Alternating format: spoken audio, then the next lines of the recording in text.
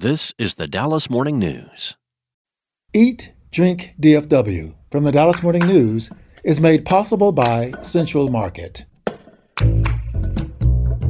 Hey, North Texas food fans, it's time for another episode of Eat, Drink, DFW from the Dallas Morning News.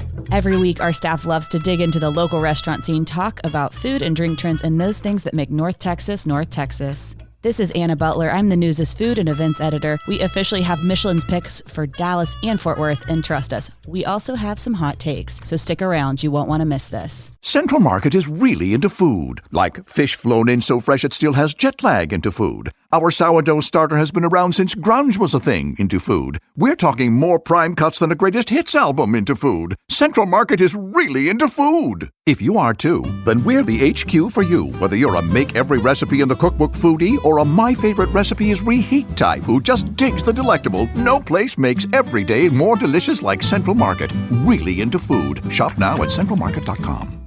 For the latest food and restaurant news, visit dallasnews.com/food. And we'd love to hear from you. If you have any food questions and need for restaurant ideas, or just want to chat with the Dallas Morning News food team, email us at eatdrink@dallasnews.com. Today, I'm joined by our food writers, Claire Baller, Sarah Blaskovich, and Imelda Garcia. And we're just going to jump right into this. We've had a few days to reflect now on the results of Texas's very first Michelin Guide, and we're going to get there. But Sarah, can you run us through what it was like to be at the actual award ceremony in Houston? Sarah, yes, please tell us all the chismes. I want to know everything. Yes. It was such a night, you guys. It was, first of all, really cool to see pretty much Texas's best chefs all in the same room. Pulling up to the ceremony in Houston, everyone was nervous. You know, chefs were excited, I think, to be there, but it was not silly and fun from the front. And you knew if you were there that you were going to win something. You just didn't know what it was. That's right. And it seemed fair that most of the people there wanted to win a Michelin star. This is the pinnacle, right? And there were 15 Texas restaurants that were named as one-star Michelin Award winners. But no one knew what was going to happen. And so it was interesting that when folks walked in, there was a red carpet. There was a guy playing a violin walking around the room with like one of those wireless electronic violins. And then there were past appetizers, but no dinner, which is interesting for a Michelin event. And I think that's how it always goes. And then when you walked into the main ballroom, which reminded me exactly of the Bomb Factory in Deep Ellum, if you've been there, a big cavernous black room with bars on either side. But instead of tables in the middle, there were a bunch of those see-through plastic chairs, you know, like those nice ones that are at banquets, just in rows. And so it felt very award ceremony-like and not dinner-like, even though we were here to talk only about food and drink. So did you picture like a dinner before? I mean, because for me, it's like a natural thing and this is like so formal. No? Yes, I did picture dinner. And again, I think this is how it always goes for Michelin. But the trouble is, you know, as much as we could prepare ourselves for this very important day in food journalism and in food in Texas, you know, then it just happens and you see it for the first time. It feels like next year, obviously, there's not going to be dinner. You know, obviously, we're going to know, well, everybody just sits in rows and waits for the MC to say their name. But it was incredible. It all kind of went fast. And we talked to a lot of Dallas folks when they came in. They took their seats and then the show began. And inside of 90 minutes, they said 117 different restaurant names.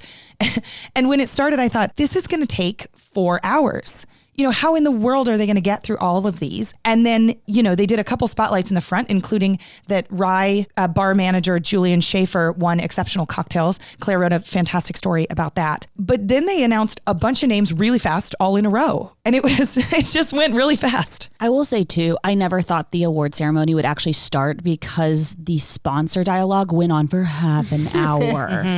Yeah. The other thing that I have heard from people watching from afar, and you guys tell me, is the production of the event, when you're not inside the event, is, shall I say, unremarkable. So I had people texting me to say, I'm sure the live feed is going to go out. And if it does, Sarah, will you please like do an Instagram live on your cell phone? And I thought, man, for such a revered company and, you know, a review system that is globally celebrated, I think that the event itself from afar probably could have looked a little bit better. Imelda and Claire, y'all weren't actually just sitting there watching it necessarily. Y'all were in very different places and different venues that night, which is really fun. And I kind of love this because there's a wild juxtaposition. Imelda was embedded with Panther City Barbecue in Fort Worth. They were having a party. They're not open on Monday nights. And it was like friends and family only. They were live streaming it on a bunch of TVs. And then Claire was in the kitchen at Georgie, which is definitely a Michelin hopeful in terms of maybe they get a star, maybe not, because there's been a lot of buzz around their new chef. But Imelda, it looked vibrant where you were. Yeah, it was all happiness and excitement. And they have these 9 screens, and then on each of them was the ceremony. But the thing is, wow. Yeah, but you know when the streaming is like difficult? So in one screen you were seeing something and the other one was like 10 seconds. So it was like the crazy. Future. Yeah, like in the future. Wait, So, oh no, that sounds frustrating. The sound didn't work, so everybody was nervous. Yeah. From the editing perspective, I was 10 seconds ahead of my boss, Christopher, when we were watching. And so I would be like, oh, and he would be like, what's going on? Oh, it's like sporting events. I mean, you know, where the person downstairs' TV doesn't sync to the one upstairs. That actually happens at our house. Yeah, from being there, I thought it was a really fabulous party. There was a champagne bar. There were people passing around food. It's just so interesting to me that it didn't look as glamorous as it was. Can I ask who the most indulged person was at this event? Was there any sort of restaurant staff that was like, we really hit the champagne bar? I've got to know. You know, everyone was so nervous. The beginning, even when they were like, how's everybody doing out there? You know, the host is trying to get everybody excited before they even say anybody's name. And I mean, you heard like 2 claps because everybody's just like, all right, let's get on with it. You know, I don't know how this is going to go. And how it did go is that one Dallas restaurant won 1 Michelin star. And there were no more stars for the rest of Dallas-Fort Worth. There were plenty of others in Austin and Houston, but not a lot in North Texas. However, we had quite a few recommended restaurants, 20 of those, and 7 Bib Gourmands. Bib Gourmands are the honors for more affordably priced restaurants. But to answer your question, Anna, man, this was a work event that I think at the end didn't quite go as most Dallas folks had hoped. We saw a huge moment for Tatsu Dallas, which won that Michelin star, and we saw the others feel glad to be there, but perhaps wishing for a different outcome. I feel like there's going to be more drinking next year because there were so many unknowns for it. I agree with that. And also, I did hear that a lot of the chefs went to the same bars together afterwards. And out of respect for them, and because I had a lot of work to do, I didn't go. The bar that they chose to go to was called Bad News Bar, which I think was just a coincidence. Some of them possibly did feel like they got some bad news that evening.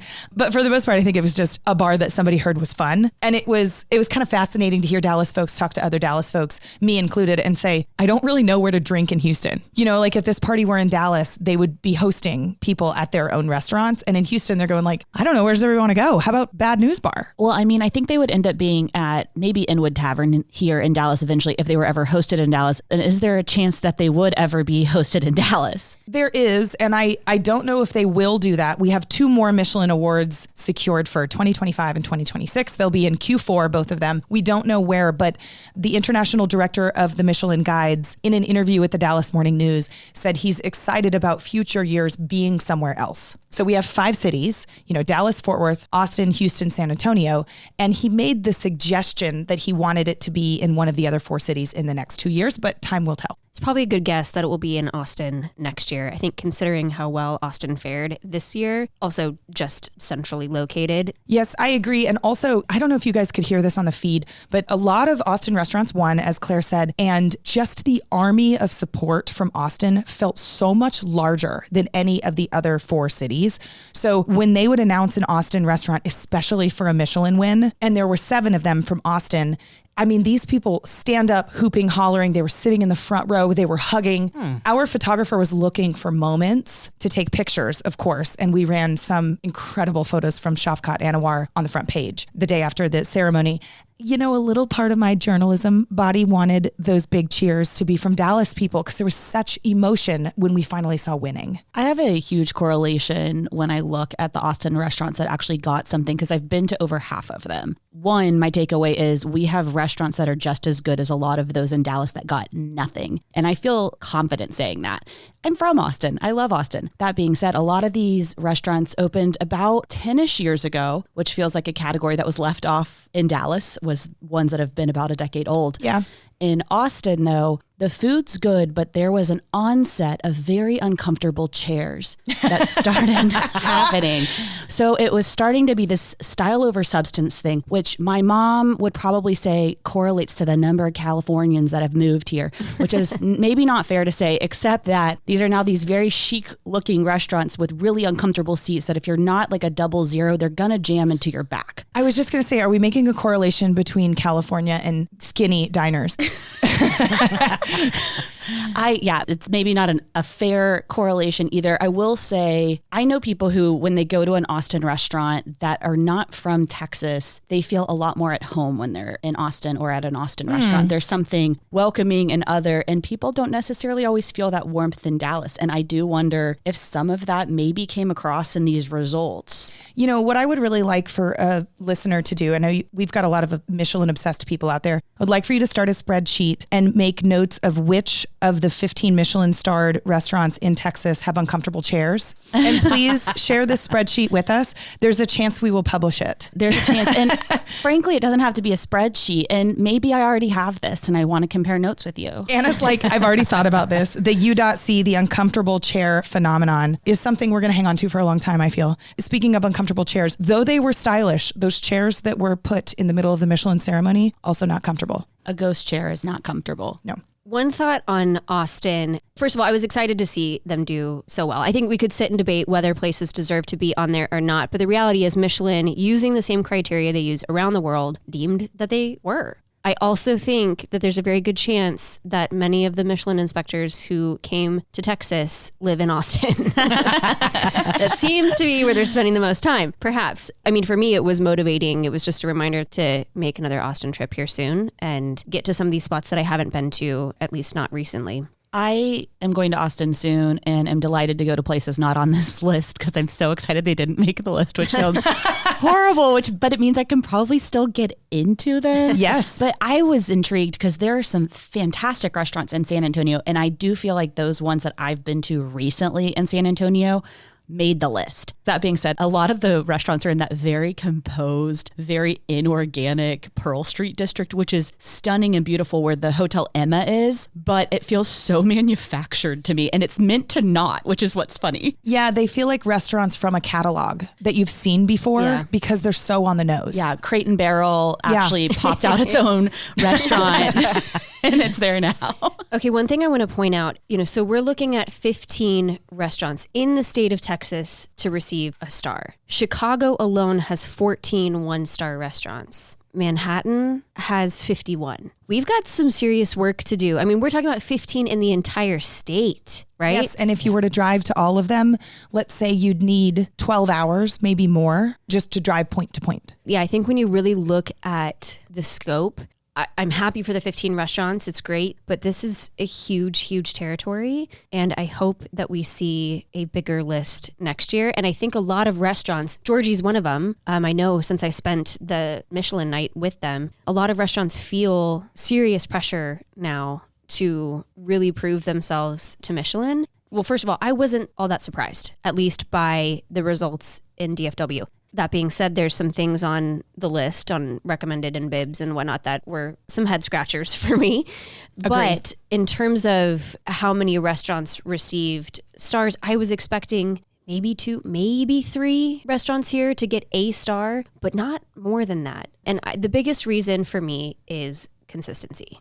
I think that is something we struggle with here as a restaurant community. And I don't think it's a struggle that is unique to us. But if you think about it, Michelin is looking for restaurants where they can tell someone who is traveling from across the world that, hey, if you go to this restaurant, you guaranteed will have a fantastic meal.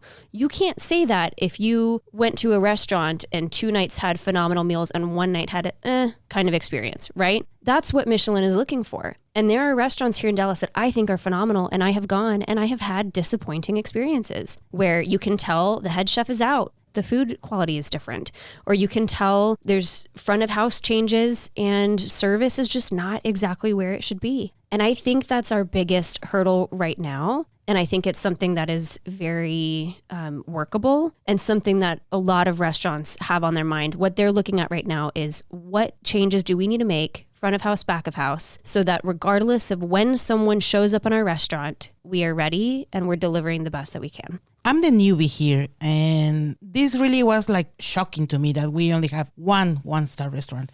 Do you think this will prevent some other restaurants come to Dallas? I think that's a question that Fort Worth restaurateurs specifically are asking. Fort Worth was shut out, no stars. Yeah. And there are a handful of really great restaurateurs in Fort Worth who I think believe they're certainly recommended worthy. Some could be bibs, and most all of them got nothing. And so, yeah, Imelda, I think there's some introspection here. Now, great chefs will say, and I've heard so many people say this in the last couple of days, there's nothing wrong with this good pressure, that Fort Worth will show up better next year, and that Dallas chefs will be better and they will make better hires. I was talking with Junior Borges about this specifically. He's not up for a Michelin star this year because he doesn't have a restaurant that he's working in, but he plans to in the future. And so he's a good barometer because, no dog in this fight today, but wants to be part of it next year. He said, I hope they don't give a lot of stars in the first year because there's room to grow and you don't want to take a star away. That's one thing that I had heard Michelin kind of say in interviews was if you give a restaurant a star, they're going to be looked at hard next year. And if they're not good enough, that star goes away. And I think they agree, as the restaurant agrees, you don't want to do that. And so maybe you start small and you grow. I also don't think any of us are saying there are restaurants on this list that shouldn't be there. I just think there should be more when I compare it to Austin. So I'm not looking at Austin and saying those shouldn't be there, but I'm like, if that's there, this should be there. Can you give a good example? When I look at other cities, a lot of the time I see really classic restaurants that are represented there. For instance, J.G. Mellon is on the New York list. I don't think it is exceptional food where you see a chef's personality on the plate, which is something that Michelin says that it takes into account. That being said, I can think of a place that I would have loved to see on this list that is a really unique Mexican food experience, which is Javier's. I think it is vibey. The ambiance is always so fun, but the food is exceptional and consistent. Don Artemio, that's another one that was shocking to not see even recommended. That's right. And let me tell you something, a bonus if you take in consideration more Mexican restaurants next year. You want to have more cheering. You need a Mexican porra. That's what you need. I really wanted more Mexican food and Tex-Mex.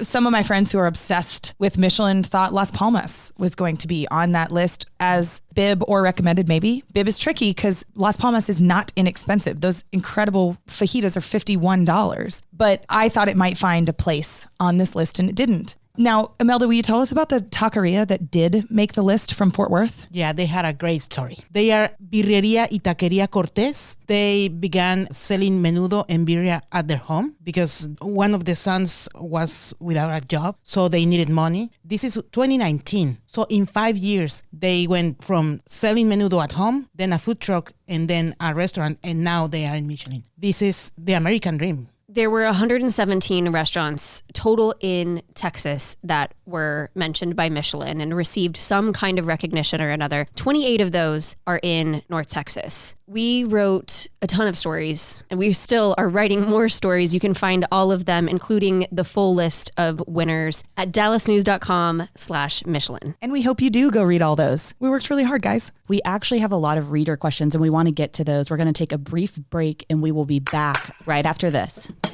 Central Market is really into food. Like when we say cheese, it's in 12 languages into food. Butchers, bakers, and sushi roll makers into food. We're talking so obsessive about quality you could shop blindfolded into food. Central Market is really into food. If you are too, then let us turn your shopping list into a treasure map. Get inspired, get adventurous, or just get a chef-made dinner when you've got more taste buds than time. No place makes every meal more amazing like Central Market. Really into food. Shop now at centralmarket.com.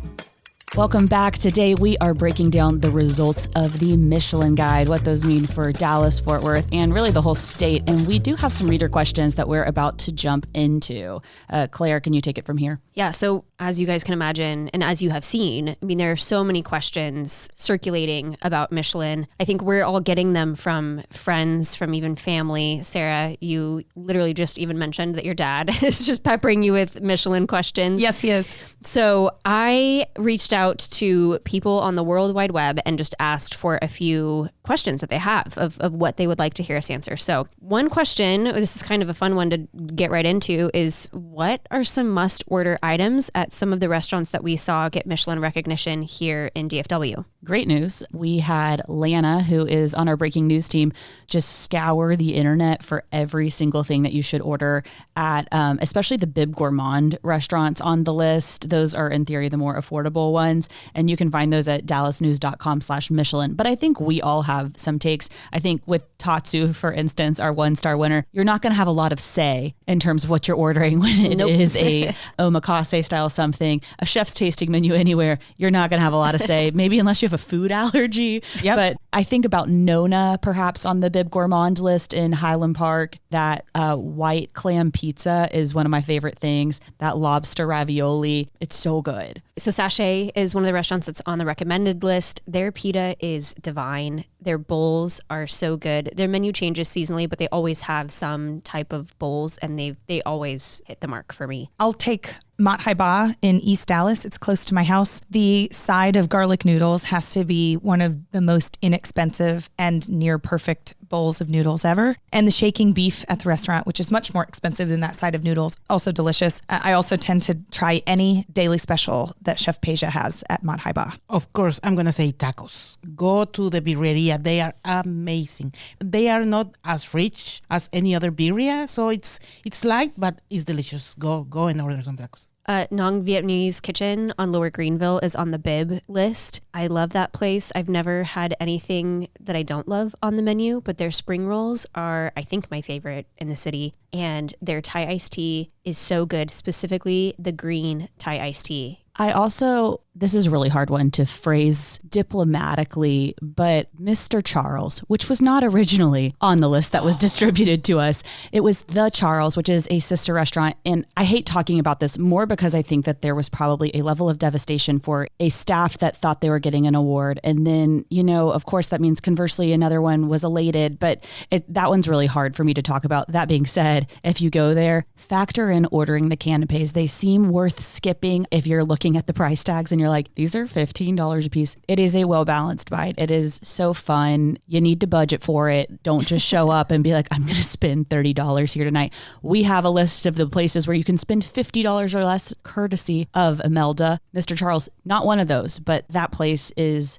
very fun and interactive. And it's a place where it's a talker the whole time about your food with the people you're with. So go with people who actually like food. For those who aren't familiar, there was a bit of an oopsies. The day after the Michelin Award ceremony, we learned that the blurb on the Michelin website did not match the restaurant name at the top of it. The restaurant name at the top was The Charles. The blurb underneath it was for Mr. Charles. These two similarly named restaurants are owned by the same people, but one is an Italian restaurant in the Dallas Design District, and the other is a very upscale French Mediterranean Italian restaurant on Dallas's Knox Street. One more recommendation from me, Cadillac Barbecue made it on the Bib Gourmand list. And of course, the brisket there is good. I love the Hatch chili mac and cheese. I am not a barbecue sandwich person, but here I would recommend the Todd Father, which is named after Cadillac Barbecue founder Todd David. It's brisket, pulled pork, sausage, and coleslaw with barbecue sauce on a bun. And you guys, it is worth the Instagram picture. All right, next question. How do Texas picks compare to what Michelin has historically chosen elsewhere?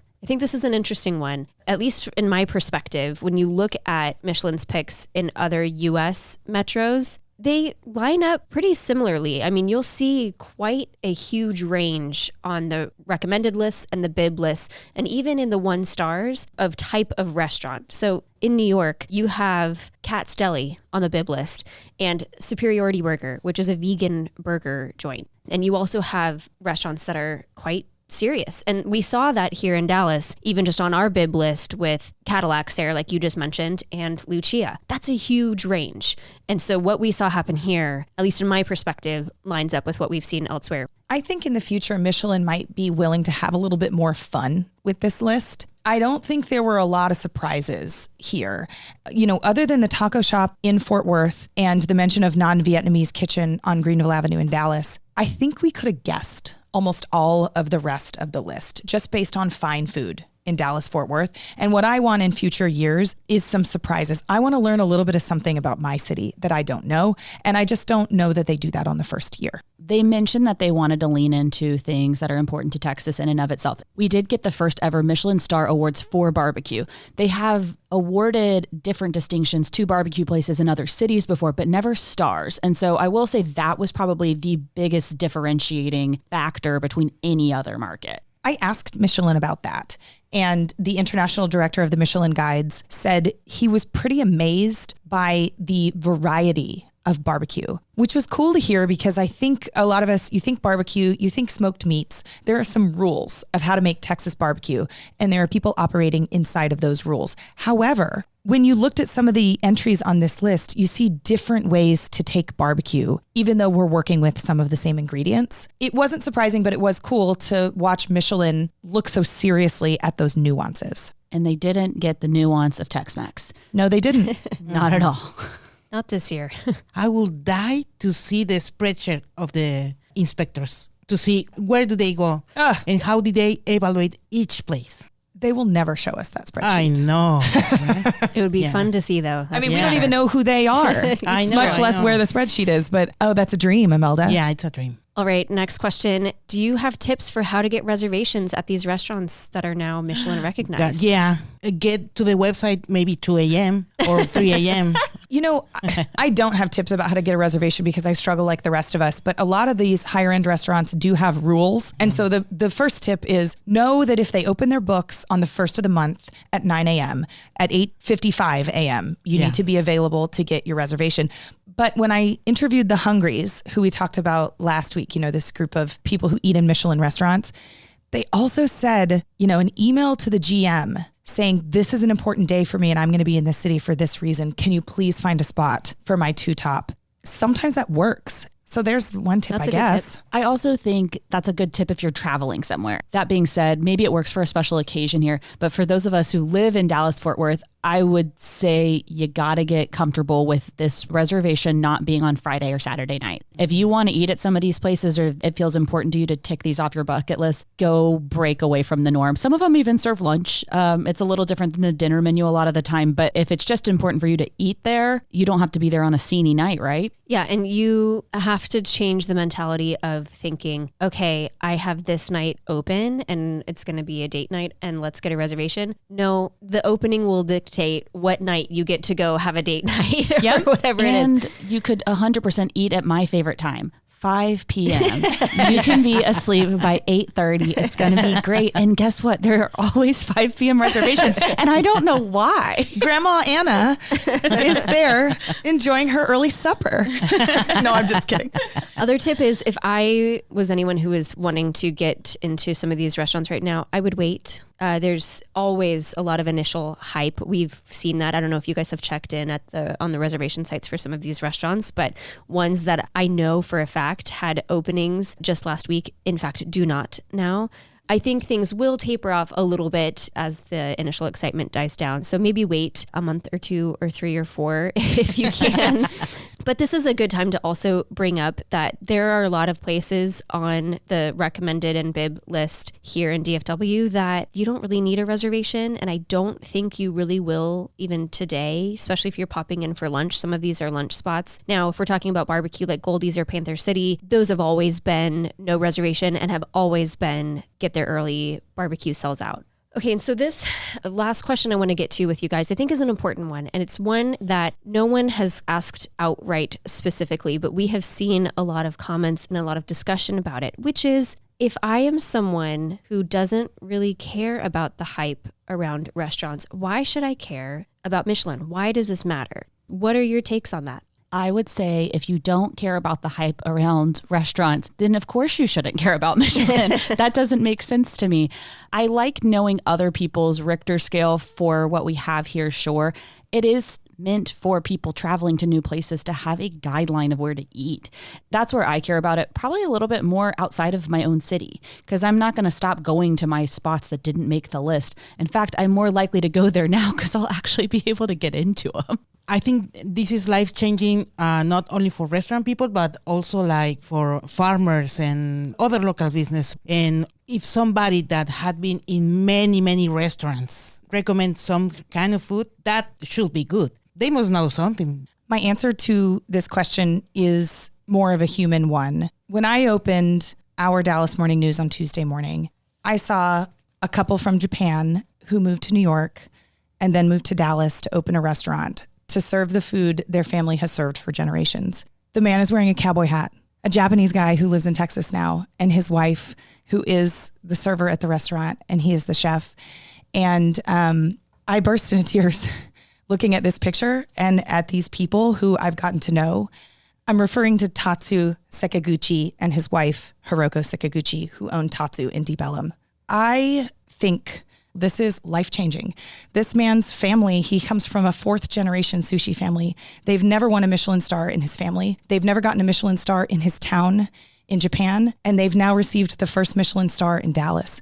It makes me want to cry for them because it's so special. And this list is full of people who dedicate their life to food. And I think that's more important than anything. Sarah, that's such a good point. And in that same vein of a human element, what this is going to do for our restaurant industry in terms of job opportunity and in terms of stability and hiring is huge. I talked to several staff members at Georgie, a lot of whom have just recently moved here from California, and they are very serious about food. They have come from 3 Michelin star restaurants, but life became hard for them to live. Buying a house was not an option where they were. And now they feel like they can have the same career ambitions that they had, but be able to do that in a place that is a little bit easier to live in.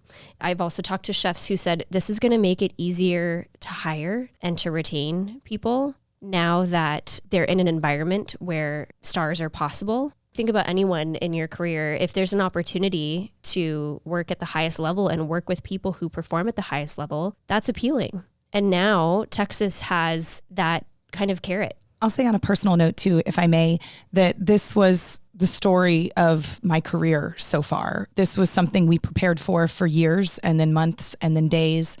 Everything we wrote really mattered. And now that it's all over, I feel really proud of the work this team did. This is about the city I'm from. This is about the city we all live in now. There's also this journalism moment for me.